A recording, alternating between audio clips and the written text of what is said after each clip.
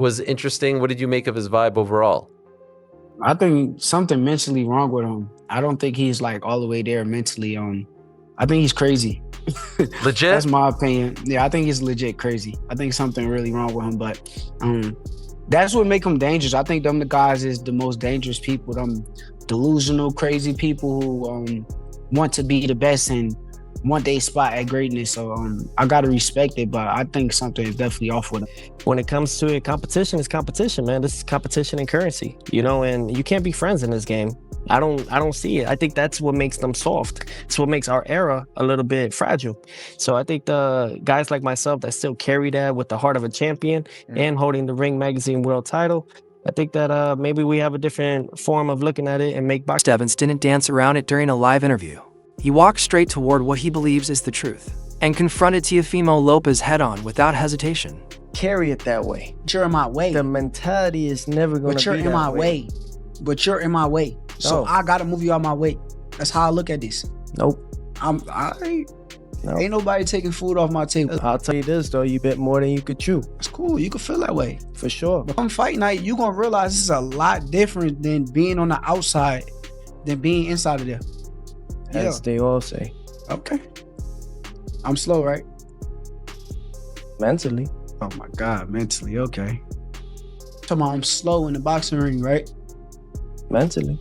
I'm talking about the boxing ring, what you was talking about. I'm slow, right? Mentally. Okay, you're gonna see. I promise you're gonna see. Shakur openly said something feels mentally off with Teofimo, calling him crazy in the way only fighters truly understand. Not as an insult, but as a warning. Because that edge is exactly what makes him dangerous inside the ring. It was one of those moments where honesty landed harder than any trash talk ever could. Watching him as an amateur, I'll be honest, I'm real honest. He was a lot better younger.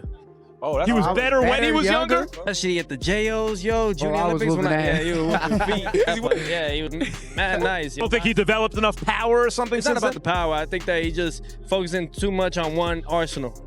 What, the defense? Yeah, defense. Just defense. Yo, don't tell me too much, because I don't want you to say that you told me the game plan, you gave this, so I don't want no excuses. Y'all already know each other. Canelo Crawford. No, I could give him that. I could tell him all the game plans and everything, because a true master in anything in boxing, the sport, you got to master yourself. You got to learn how to beat yourself. So if I give you all the tools on how to beat me, and nobody beat me. I already know how to beat you. Shakur was basically saying unpredictability becomes a weapon when you know how to control it.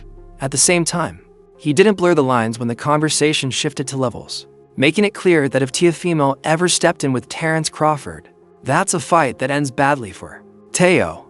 No debate. He gets through you, then he wants Crawford, names like that. How do you think he would do against someone like Terence at this point? I think he gets knocked out. Can't even hang with him. Yeah, he's too big for him. Right. As far as skills, though, do you think he's on par with the likes of Terence? I'm not gonna say he's on the Terence Crawford level of skills, but he's very skillful. He got a lot of things with him that puts him at a high level. What makes the moment even more interesting is the contrast with the past. Because a throwback clip from December 2018 shows the respect between Shakur Stevenson and Teofimo Lopez was always real, genuine admiration before the stakes ever Up there, so his name speaks for itself. You know, he's a 2016 silver medalist. So, you know, and one of the best in that far in amateurs in USA. So it speaks for itself for the present and the future. Belts and pressure change everything. That's what gives this rivalry depth. It isn't built on fake beef or manufactured drama. It's built on familiarity, confidence, and to elite fighters who fully understand how dangerous the other one can be. Great. Great. Great. Teofimo Lopez. Trash. Great. Great. Everybody this weekend.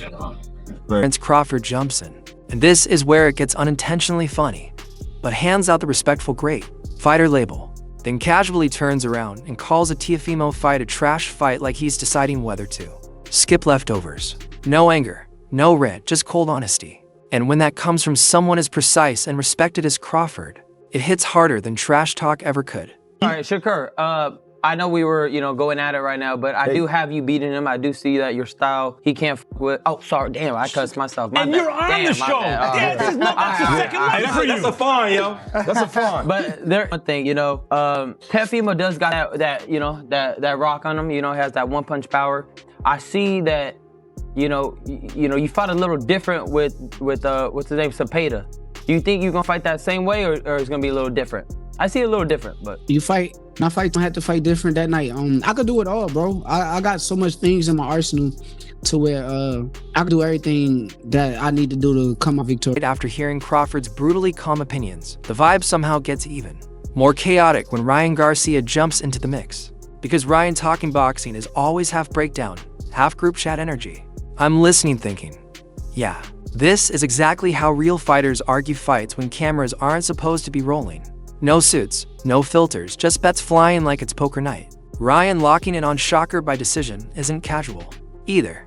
It's him saying this turns into chess long before it turns into damage. Teofimo don't even put pressure like that. How can he be on a pedal bite if he don't put no pressure, real pressure like that? But Teo could crack a little bit.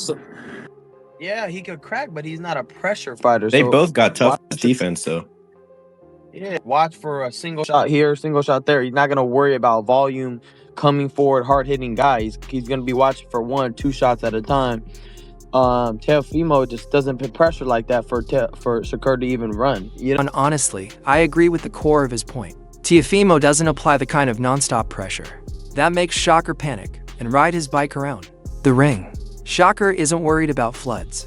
He's worried about lightning strikes, 1 or 2 shots at a time. And when Ryan says it gets ugly late, that's not disrespect. That's experience. He's basically saying once Shakur reads the timing, the puzzle starts losing pieces. Unless he changes up his whole game plan and his whole fighting style. Which he possibly could and shock me. But at the end of the day, Shakur's going to pick him apart. One, Teo don't even do good with counter punchers. And another thing, he don't even do good with southpaw. And now you got a southpaw counter puncher? Come on, bro. This is a bad matchup for Teo. Bad matchup. It's gonna be Andrew Martin all over again. Funniest part is how confident everyone sounds while completely disagreeing. They're betting lunch money, but talking legacy. One side says Shakur picks him apart. The other says Teofimo cracks him eventually. Nobody's backing down. And when Ryan casually drops that southpaw counterpuncher line like it's checkmate, you can tell he's seeing a matchup nightmare, not a highlight reel. Whether you agree or not, this wasn't clout talk. This was fighters arguing inches, timing, and habits. Talk to me about this fight. Were there any concessions you have to make, any stipulations that are of interest? Is there a rematch clause in this? No rematch clause. We risk it all the time.